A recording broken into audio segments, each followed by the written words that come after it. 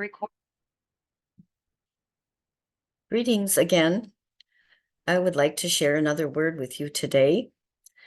I cast my eyes to and fro, searching. That's the title of it.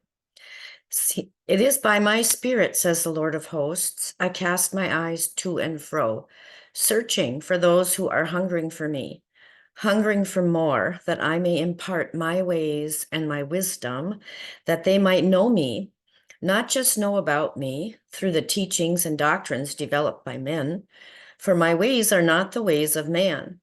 But I long, I desire, I hunger to release my revelation knowledge to my lovers, the lovers of my soul, that they might know me, that they might commune with me, that they might be spiritually taught by me, that their works would flow from a fountain of faith within them as I teach them, and they walk in faith and obedience to me. They shall overcome the world. For as of now, the world is fading away, and my time has come. For all that has been said about me will be fulfilled, and my bride shall go forth in power and might and purity, even enduring affliction and suffering willingly, as I myself did upon the cross for the joy that was set before me.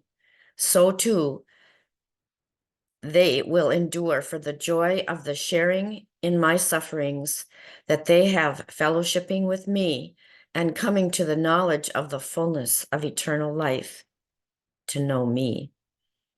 For it is not by power, nor by might, nor by doctrines or persuasive words that I am who I am, but it is by my Spirit, says the Lord, that these things shall be accomplished. Amen and amen.